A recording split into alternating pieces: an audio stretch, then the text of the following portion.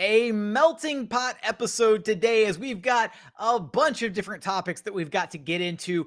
2-game slate for the Houston Rockets over the weekend, both games ending in double-digit losses. Takeaways from both positive and negative. Just how good has Josh Christopher been? Should Alperen Sengun be starting next Christian Wood if they're not going to utilize him properly? Also, NBA trade deadline is right around the corner. Thoughts on Eric Gordon and his remaining tenure with the Houston Rockets, as well as revisiting an old friend, Caris LeVert, who just found his way to a new NBA home, and some mailbag questions to round out the episode. All coming up right here at Locked On Rockets. This is Mission Control, Houston. Ignition sequence start. With the second pick in the 2021 NBA Draft, the Houston Rockets select Jalen Green. T-minus 15 seconds. Guidance is internal. I'm going to keep working. I'm going to keep getting better every day. I'm going to keep perfecting my craft. And every time I step on that floor, I'm coming. 6, 5, 4, 3, 2, 1.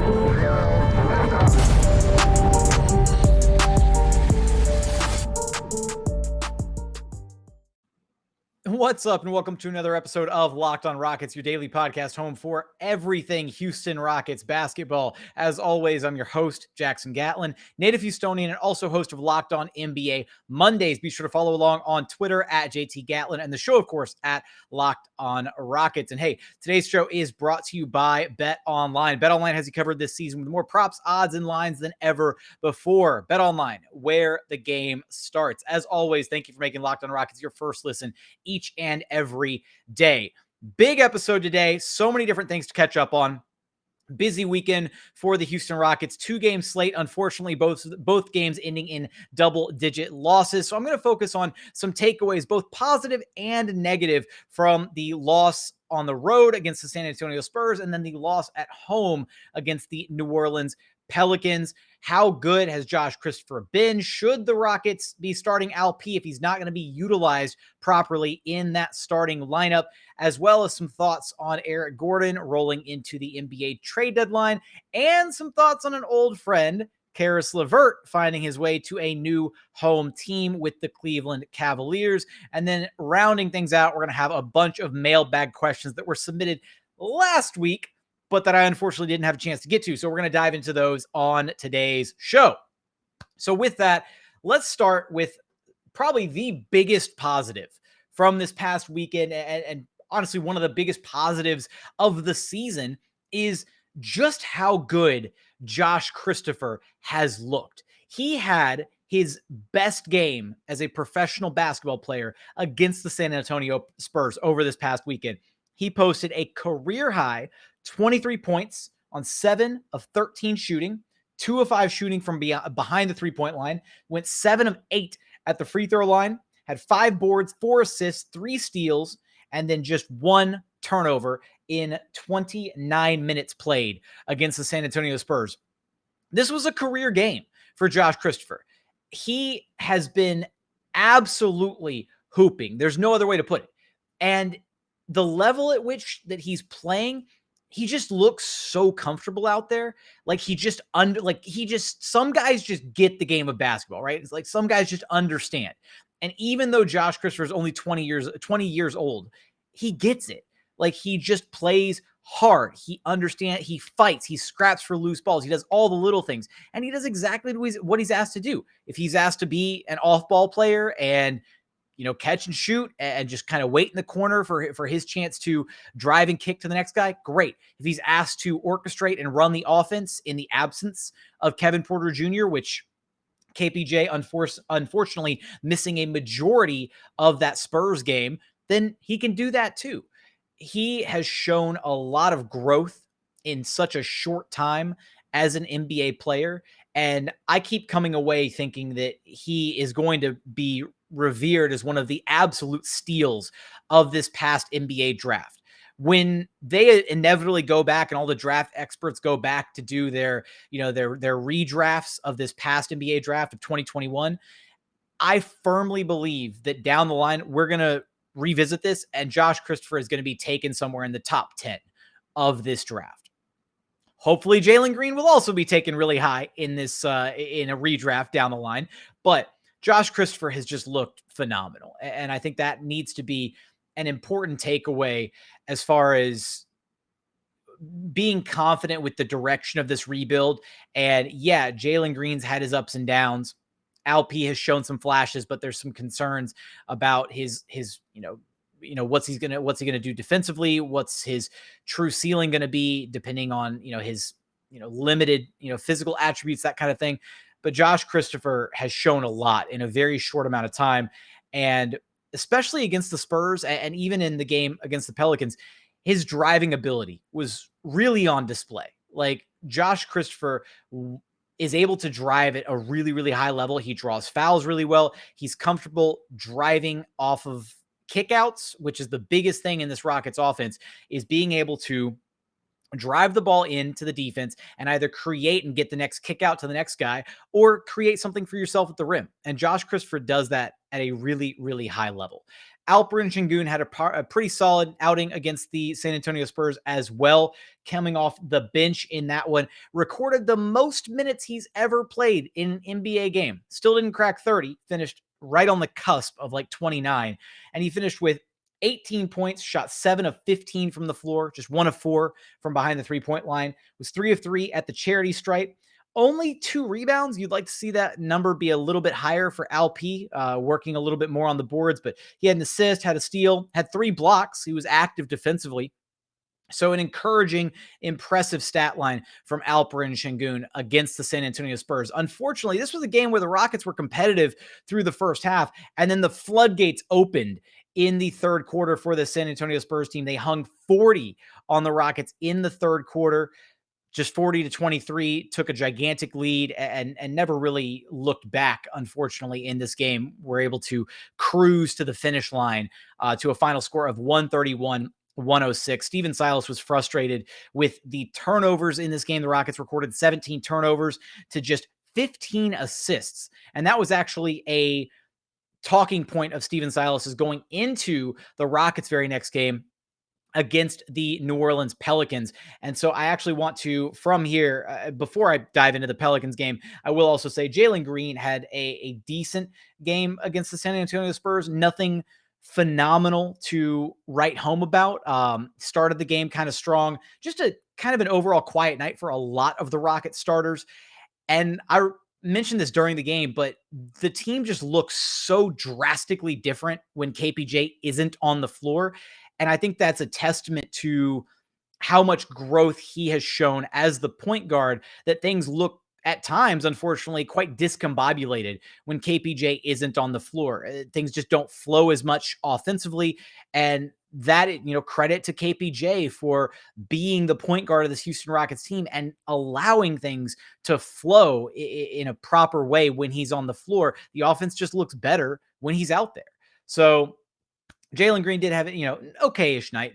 12 points, 3 of 9 shooting, 2 of 4 from the three-point line. Was 4 of 4 at the charity stripe, was driving in, getting fouled, had 2 rebounds, 3 assists, had a steal. Overall, not a phenomenal night from Jalen Green, but not a subpar evening, just kind of middle of the road for Jalen Green. I do want to talk about the Pelicans game as well as get to the variety of other topics that we've got lined up in today's show. We're going to get there after a quick message from our friends over at Built Bar, because look, when it comes to protein bars, you've got to pick the best one out there, and the best one out there is Built Bar. I'm somebody that used to struggle with my New Year's resolutions, right?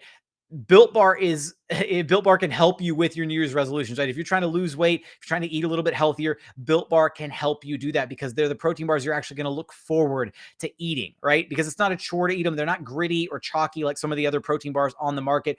They're so good. They're covered in delicious chocolate. They're basically protein bars that taste like a candy bar. And the flavors, don't even get me started on the flavors. Strawberry, cookies and cream, mint brownie, peanut butter, my personal favorite, coconut brownie chunk. You can't go wrong with a single flavor on their menu, and you can check them out. Just go to built.com and use promo code LOCK15 to get 15% off your very next order of the best tasting protein bars on the market. Again, that's promo code LOCK15 for 15% off at built.com. And continuing on here at Locked on Rockets, your daily podcast home for everything Houston Rockets basketball. As always, thank you so much for making Locked on Rockets your first listen each and every day. The NBA trade deadline right around the corner, Thursday, February 10th at 3 p.m. Eastern time. Locked on NBA podcast is going to be covering it live from 2 p.m. to 4 p.m. Join Kim Becker, John Corrales, and Locked on Fantasy Basketball host Josh Lloyd to get analysis of every blockbuster move. Subscribe to the Locked on NBA YouTube channel and turn on your notifications so that you know when they go live. And hey, if the Rockets make a move, you know I'm going to be there to break it down. So you don't want to miss out. Check it out. The deadline show is always fun. I hosted it last year. It's always, it's a great time. So, talk a little bit about the Pelicans game here in Houston, and final score 120-107.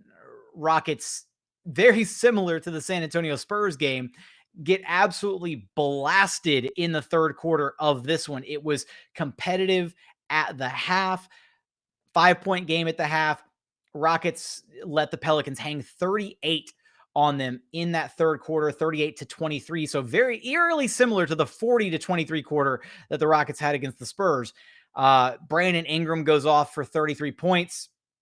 Jackson Hayes had 21 off the bench. Jonas Valanciunas had 12 of his 18 points in the fourth quarter.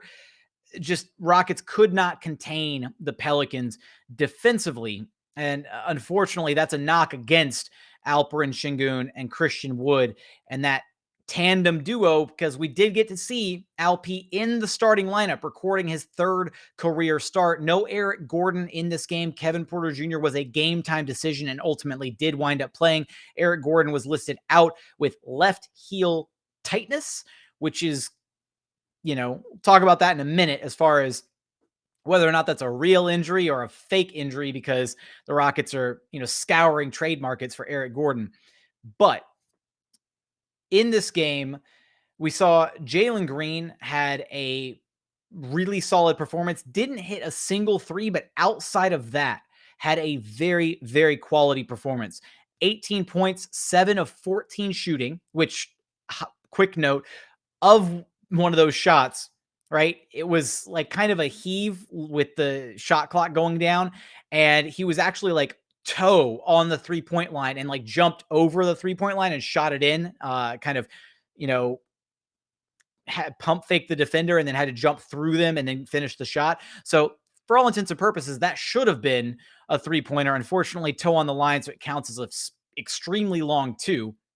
But Jalen finished with, again, 18 points, 7 of 14 shooting, missed all 4 of his 3-point attempts, but was 4-4 at the charity stripe, had 3 boards, had 4 assists, had 2 steals, did have 4 turnovers, and the turnovers have been something that Stephen Silas has been harping on.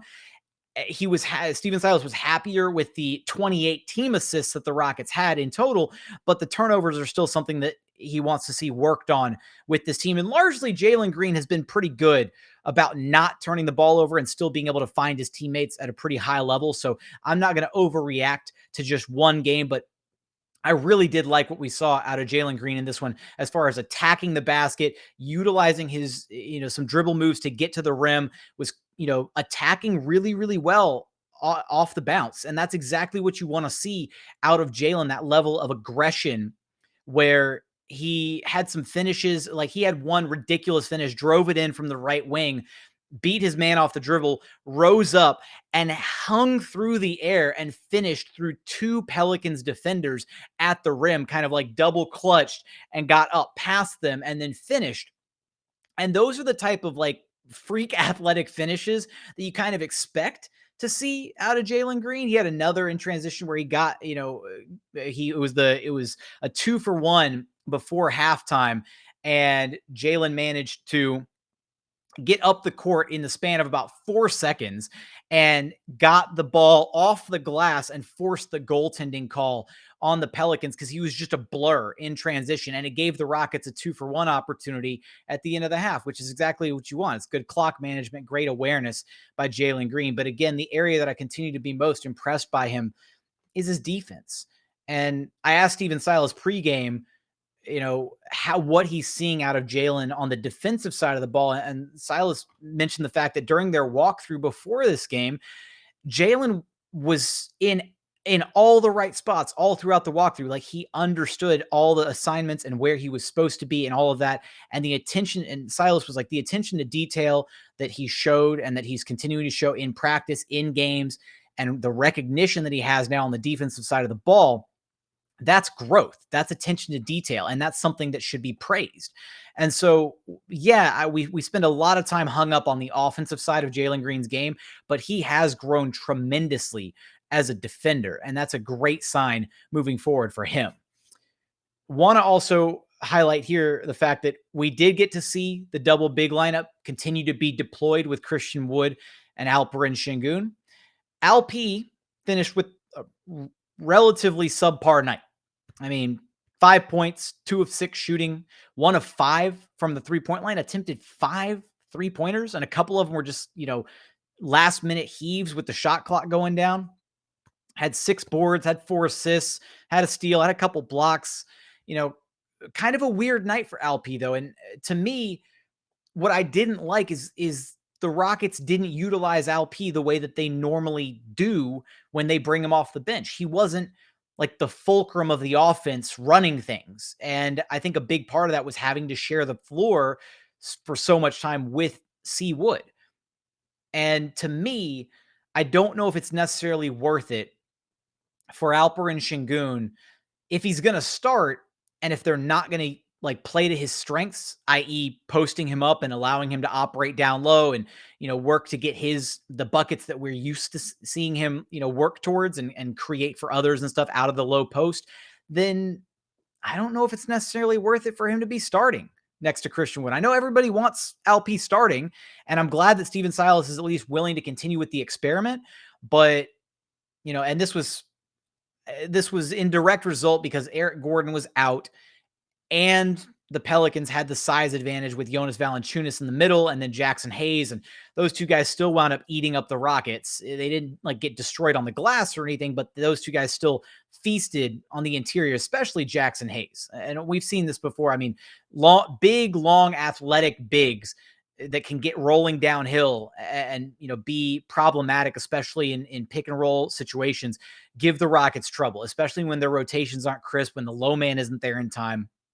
And that was exactly a problem that the Rockets had trying to contain those guys in this game. And not to mention that, Jonas Valanciunas, he's always a handful, but he also made it to the free throw line 10 times, 7 of 10 free throw shooting.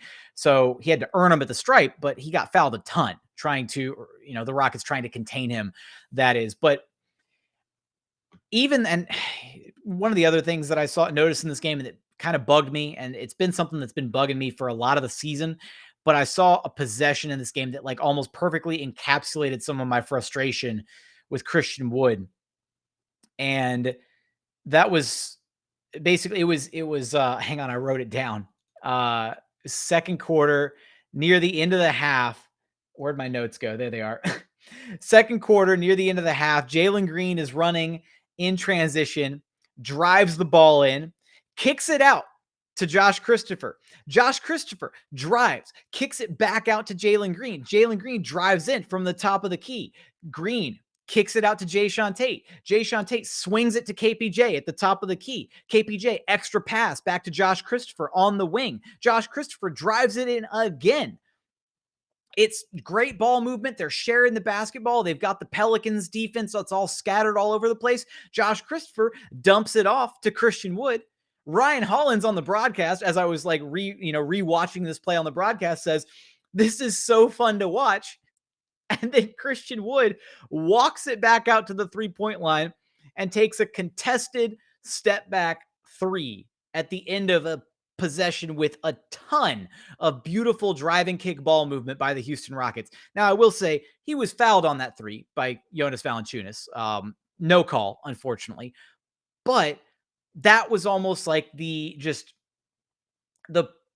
prime frustration that I've had with Christian Wood for a majority of the season is he is kind of a ball stopper offensively. And the Rockets had this beautiful possession going. They had the Pelicans defense kind of scattered and they had these great driving kick opportunities. And then the ball immediately touches Christian Wood's hand and the passing stops. The defense is able to kind of refocus and get set. And Christian settles for a step back 3, which is objectively a bad shot, with a hand in his face.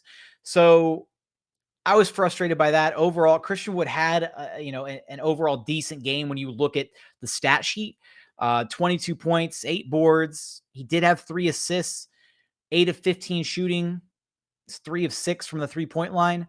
But, I can't help but think that Christian Wood would average, 6, 7, 8, assists a night, utilizing his offensive gravity if he just didn't tunnel vision as much on offense, trying to get his, whether it's, ill-advised 3-point shots or just tunnel visioning and driving, head down towards the rim. Yeah, it works sometimes when it turns into free throws, but other times turns into sloppy turnovers or missed shots. And it's not like Christian Wood had a bad game, so I can't harp on him too much. It's more so just he would be so much more of a complete player if the ball didn't seemingly always stop when it touched his hands. So it's frustrating to say the least. I'm sure that, and other times throughout the season, it's been, problematic where we've seen players frustrated, throughout the game and what have you about Christian Wood, getting his or not necessarily sharing the basketball, but overall, I can't harp on him too much from this game. Unfortunately, he had a good night. With that, Garrison Matthews off the bench as well. Gary Bird was lighting it up. The bird was flying. He had 18 points. He looked like he was catching fire there in the fourth quarter, but by then it was too little, too late. 6 of 11 shooting, 5 of 9 from the 3-point line. Continue to be impressed with what Gary Bird brings, and he's starting to also be a better facilitator.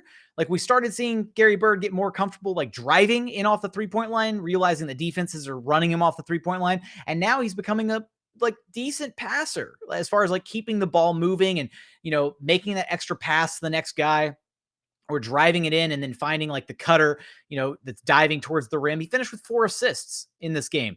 So Garrison Matthews is kind of honing in on what he needs to do and the role that he really needs to play as a shooter in this offense, and, figuring out the other spots that he can be successful in these games. And another quality night from Josh Christopher off the bench, 12 points, 5 of 9 shooting, had some good drives, had a couple good assists, did have 3 turnovers, had some spots where he overplayed his hand defensively, but he's young, he's ambitious, it happens. And then Jae'Sean Tate in the starting lineup, 15 points, 5 of 10 shooting, was 2 of 4 from the 3-point line. Just a little bit of everything out of Jae'Sean Tate. Some really impressive finishes over Jonas Valanciunas in this game, and I continue to always be impressed when 6'4" Jae'Sean Tate is able to finish over a towering 7-foot-tall big man, and he just he's bodying Jonas Valanciunas off of him like it's nothing. Like, it's always entertaining to watch Jae'Sean Tate be down there in the land of the trees and be unfazed by them, largely in most of these matchups. But, kind of a unfortunate loss. The Rockets just couldn't find a way to contain Brandon Ingram, and they let Jackson Hayes go off for 21 points off of the bench. So tough loss against the Pels, but just some, wrapped up takeaways from this game. Coming up, want to get into the mailbag questions, as well as a quick thought on Eric Gordon and a quick thought on our old friend Caris LeVert. And we're going to get there after a quick message from our friends over at Bet Online, because look, Bet Online has you covered this season with more props, odds, and lines than ever before, as football continues its march through the playoffs, right to the big game right around the corner. BetOnline.net remains the best spot for all of your sports scores, podcasts, and news this season. And it's not just football. BetOnline has up-to-the-minute info on pro and college hoops, NHL, boxing, UFC, along with live real-time updates of current games. Don't wait to take advantage of all the new amazing offers available for the 2022 season. BetOnline, where the game starts. And final segment here at Locked On Rockets, your daily podcast home for everything Houston Rockets basketball. As always, appreciate you for making Locked On Rockets your first listen each and every day. For your second listen, be sure to check out Locked On Bets, your daily one-stop shop for all of your gambling needs. Hosted by your boy Q, with expert analysis and insight from Lee Sterling. Free and available wherever you get your podcasts. So, kind of going to conjoin these 2 points together into one, but on Caris LeVert, the GOAT himself, Caris LeVert, he finds himself now a member of the Cleveland Cavaliers. So that takes one of the potential Eric Gordon suitors off the board. And the return that the Pacers got for LeVert essentially boils down to a late first in this upcoming 2022 draft, as well as a future second round draft pick and they kind of flip-flopped second-round draft picks in this upcoming draft and were able to get the Houston Rockets second-round draft pick, which is probably going to be a very, very high second-round draft pick given the Rockets' record. So overall, a pretty solid return for Caris LeVert. And I can't help but sit here and wonder if, and not if, hindsight's always 2020, but I think the Rockets maybe made a misstep when it came to choosing Victor Oladipo over Caris LeVert during the original framework of the James Harden deal. Now, at the time, the Rockets wanted to be competitive, and they felt that the potential ceiling of Victor Oladipo gave them a better shot at competing that season than Caris LeVert did. And that's understandable, but it was a misstep. If they had gotten the best version of Victor Oladipo, bought in pre-injury version Victor Oladipo, which is what everybody was hoping for, then yeah, and then Christian Wood doesn't get injured, and maybe they make a run and they make some noise in the playoffs because they didn't own their pick last season. So they didn't want to intentionally be bad because they didn't want that pick to convey to the Oklahoma City Thunder, and thankfully it didn't. So that said, seeing what the Pacers were able to get as far as a return for Caris LeVert at this deadline, it's kind of tough because the Rockets could have, used that return. It would have been nice to have. So overall, Rafael Stone's done an incredible job navigating this rebuild. He's, 97% of it's been, really, really solid. But it's okay to say that he maybe had a misstep regarding the Caris LeVert situation. Like, that's okay. And, I'm not trying to crucify him for it or anything. And again, hindsight's always 2020. They took a gamble last season and the gamble didn't pay off. And it kind of sort of did pay off because then they were able to be bad enough and not on the hook for more money later on with LeVert. But ultimately, he was able to play himself into a deal where the Pacers were able to, recoup a little bit of value. And that we'll see how that situation works out now for the Cleveland Cavaliers. But that takes the Cavs off the board as a potential EG suitor. It does kind of set the table for, what the offers are potentially going to look like for EG. And at this point, if it's a 2022 first on the table, then I'd still like to see the Rockets probably take that offer. But at the same time, there's something to be said for those 2022 picks and having to utilize them like right away rather than having the flexibility of a pick that's a bit further out, even if it's just one more year further out, like a 2023 draft pick. So if the Rockets think that they can get a future draft asset, like a 2023 first for EG later this summer, maybe it's worth holding on to EG past the deadline to then move him this offseason, rather than trading him for an asset that you have to immediately burn in this upcoming draft in some capacity. Now, maybe you're able to package a couple picks together and move up in the draft, something to that effect. The Brooklyn Nets pick is looking juicier and juicier day by day as they continue to slide in the Eastern Conference. Sure, but that's not a given. That's not a guarantee. So at this point, I still think moving on from EG is the right move at the deadline for a lot of different reasons, but it wouldn't shock me if the Rockets decide to hold on to him to potentially get a better future first out of him later this, off season, possibly. So that's kind of just some, jumbled thoughts on EG and the upcoming deadline. Want to roll through some of these mailbag questions that I promised I would get to last week and unfortunately, wasn't able to tackle them. So I want to kind of hit these, not necessarily like super rapid fire, but I want to get through these, make sure we hit on some of these. So here we go. From at Houston Aussie and at @the_Beardman5, which of the top 3 in the NBA draft fit best next to Sengun? So there's 2 people's names on these because some of y'all asked the same question twice. And so I was like, you know what, let me give credit to both people who asked this question. I think right now of the top 3, you've got to look at Jabari Smith as almost the ideal fit next to Alperen Sengun. He's number 1 on my big board right now. And I also think he simultaneously happens to be a really, really good fit next to LP. You want to put shooting around LP. You want to put solid defenders around LP. You want somebody with a little bit of size and versatility next to LP.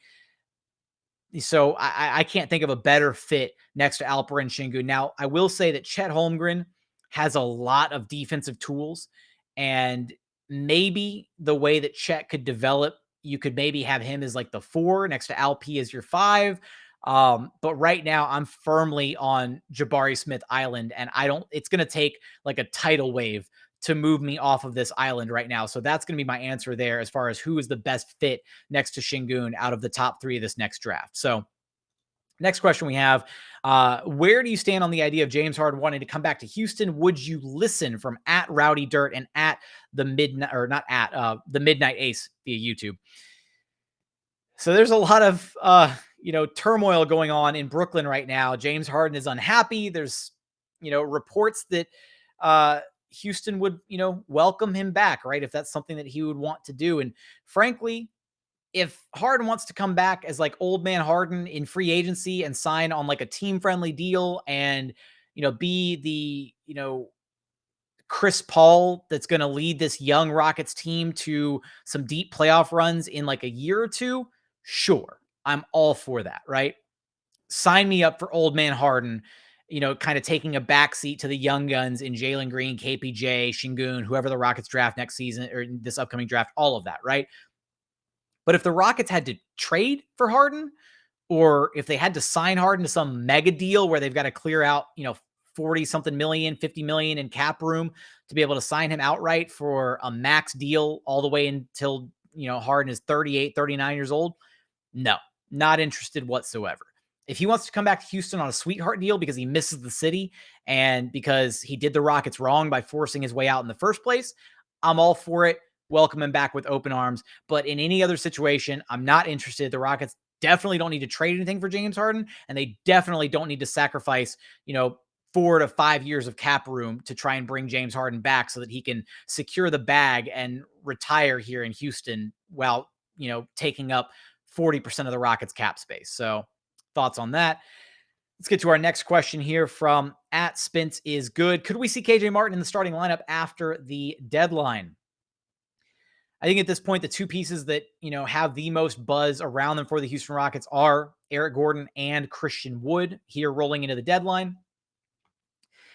And if Christian Wood is moved, I think it makes sense that Alp would be the starting replacement. If Eric Gordon is moved, we saw Steven Silas go with Christian Wood and Alp as his starting duo against the New Orleans Pelicans. I don't think that would be like an every night thing. I don't think Alp just becomes the de facto new starter. That said, I think it would make a lot more sense for Garrison Matthews to be in the starting spot in place of Eric Gordon. And then even if it wasn't Garrison Matthews, I think Josh Christopher has earned significantly more minutes or earned potentially a starting spot over that of KJ Martin. And at the end of the day, KJ Martin and Jae'Sean Tate both play kind of the same role on offense for this Rockets team. Jae'Sean brings a bit more playmaking and a bit more versatility in the role, but they both kind of slot into that 4 spot on the wing for the Rockets, that undersized 4, energy guy, hustle guy, whatever you want to call it. And having both of those guys in the starting lineup side by side would lead to, some shooting struggles, all of that. Now, maybe, and I don't think KJ Martin has outplayed Jae'Sean Tate to this point this season, if ever. KJ's been good, but he's ultimately, his role is as an energy hustle guy off the bench to inject life into the Rockets lineup. And that's where he's best served. So no, I don't really think we realistically see a chance for KJ Martin to start after the deadline. Next question here. Should the Rockets package Wood and Gordon together to get more than moving them individually? From Kenneth Robertson. This one's kind of a tough one because the destinations that would necessarily be interested in Eric Gordon and Christian Wood aren't exactly, some of them aren't the same destination. Maybe there's an offer out there where you can juice it up a bit more by having both of those guys go to the same team. But at the end of the day, these are two guys that on their own could probably fetch you, some firsts, some future draft capital, what have you, maybe a young enticing prospect, that kind of thing. We've gone over various Eric Gordon and Christian Wood trade scenarios, and throughout all of that, there wasn't a point where I came across a team and thought, yeah, this team could use both of these guys and they have adequate salary to send back, and they have adequate draft capital and or young prospects to throw in a deal. So I don't think it's necessarily as easy as just, oh, well, here's these two pieces. Let's piece them together and send them to one location to get more return. I think you pretty much almost have to send those two guys to two separate areas to be able to extract the most possible return at this NBA trade deadline. So there's that. Appreciate the question, Kenneth. Last question here. Or not last question. Is it last question? Hang on. Yeah, last question. Can Wood still be a long-term fit along a rim protector that spaces the floor, e.g. Miles Turner from Listen to Lycon via YouTube? Look, Christian Wood is absolutely a walking 20 and 10. He's a force on offense. But the reason that he is a force on offense is because he is a nightmare mismatch for opposing fives. Now, unfortunately, he is also a giving up 25 and 15 on the other end of the floor on most nights. So if you put Christian Wood at the 4, a lot of the time he loses the advantage that he has against other fives. Now, depending on the 5 that you slot next to Christian Wood, if a team can't just go hide their other 5 on that player because that player is also a threat to space the floor or maybe a threat to do something off the bounce, then yeah, Christian can still be effective if he's matched up against another 5. Next to a Miles Turner, I don't know, because then, the opposing 5 just checks Miles Turner and you're going to get a wing or a smaller, quicker, more agile player checking Christian Wood. And that kind of neutralizes what Wood is really good at, which is, again, taking other bigs off the dribble, getting them in foul trouble, driving, utilizing his speed, sometimes, moving into a step back 3, that kind of thing. And then defensively, yeah, he can kind of hold his own and he's not going to get abused down low, but he doesn't know how to use his size or lack thereof to abuse smaller players when they do guard him, at least not effectively or not consistently. So, I'm really torn on what Christian Wood's, ideal fit is at the NBA. Realistically, Christian Wood is a 5 that just needs to learn how to play better defense, or at least more consistent defense, because he can, when he wants to, when he's locked in, he will still struggle with some of those bigger bodied centers in the league, but so many of Christian's defensive lapses can be chalked up to just not paying attention, sleeping off ball, not hustling, doing the little things that you have to do to succeed at the highest level in the NBA. And unfortunately, Christian just doesn't do enough of those things on the defensive side to find consistent success. So it's frustrating, but that's just kind of where we're at with Christian Wood and kind of why I'm out on him as a, long-term piece for this Houston Rockets team. So with that, I appreciate the mailbag questions. It's always fun to be able to answer those. I didn't get a chance to do those in the previous week, just, some schedule issues, what have you, with that Monday episode. It kind of fell through. So I do apologize about that. But with that, that's going to wrap up this episode. If you haven't done so yet, please consider subscribing wherever you listen to your podcast, Apple, Spotify, Google, brand new Odyssey app, free and available on all platforms. Also, be sure to check out the Locked On Rockets YouTube channel. Search Locked On Rockets on YouTube. Like, comment, subscribe, all of that good stuff. As always, thank you so much for watching. Thank you so much for listening. And we look forward to having you back right here at Locked On Rockets, your daily podcast home for everything Houston Rockets basketball.